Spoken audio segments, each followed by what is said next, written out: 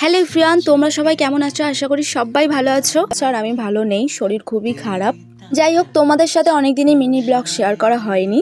এই ভিডিওটা আমার এক সপ্তাহ আগের, আমি এডিট করার একদমই টাইম পাইনি, তার মধ্যে তো আবার শরীর খারাপ। যাই হোক, সেদিনকে 11টার সময় বেরিয়ে পড়েছিলাম, তো মামার বাড়ি যাচ্ছিলাম, দিদার শরীর খারাপ, তাই দিদাকে দেখতে যাচ্ছিলাম। সাইকেল নিয়ে যাচ্ছি রোদে পুড়ে। যাই হোক, তো বোন সাইকেলটা চালাচ্ছে, তার মধ্যে ইনি দেখিয়ে আমাকে বলল যে চলো আমি দিয়ে আসছি।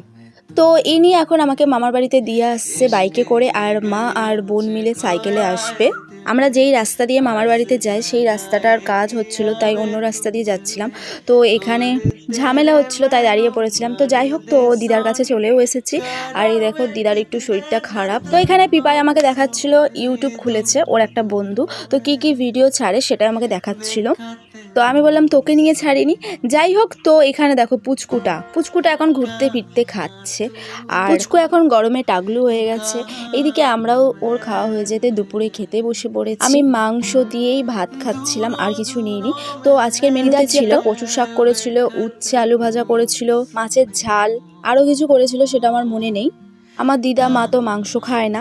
তো যাই হোক, তো খাওয়া দাওয়া করে তারপরে চলে গেছিলাম আইসক্রিম কিনতে, আর একটা কিনেছিলাম ক্যাম্পা। আমি পিয়াদি মা মিলে গেছিলাম আইসক্রিম কিনতে। এসেই এবারে বোনকে আমি আইসক্রিমটা দিয়ে দিলাম।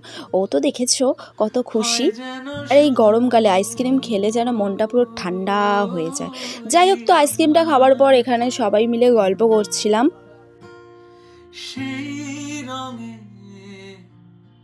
পিপাইটাকে দেখো খুব দুষ্টুমি করছিল, আর ওর ভাইকে তুলেও দিয়েছে ঘুম থেকে। ঘুমটা ঠিকঠাক হয়নি বলে ও একটু ঘ্যান ঘ্যান করছিল। আর ওকে দেখো মেয়েদের জামা পরিয়েছে দেখো। যাই হোক, তো এখানে ওর ঘুমটা ঠিকঠাক হয়নি বলেই কান্নাকাটি করছিল, ঘ্যান ঘ্যান করছিল।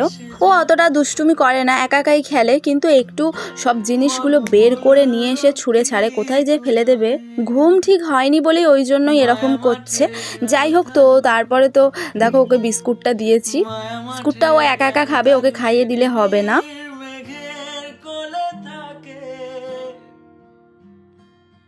আর সবাই মিলে ওকে চটকে যাচ্ছে।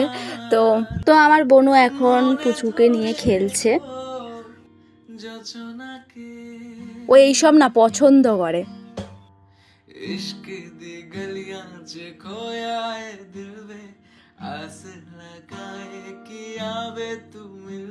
যাই হোক, তারপরে বিকেলে বেরিয়েছিলাম, তো এখানে ক্রিকেট খেলছিল। ভাবলাম আমিও একটু খেলি, তো আমি বললাম যে দিতে আমাকে একটুখানি দেখি মারতে পারি কিনা। তো আমি মারতে পেরেছি। আমার খেলা হয়ে যাওয়ার পর তো এখানে আমার বোন খেলছিল, তো বোনও খেলতে পারিনি। যাই হোক, তো এখানে মাসিও খেলতে পারিনি। তারপরে আবার বোন একবার খেলছিল, তো এবারেরটা পেরেছে। তো যাই হোক, তারপর সন্ধ্যাবেলায় সবাই মিলে খেয়ে নিচ্ছি এখন ফুচকা খাওয়ার পর তারপরে টুম্পাদি এই যে ইনি এনেছিল।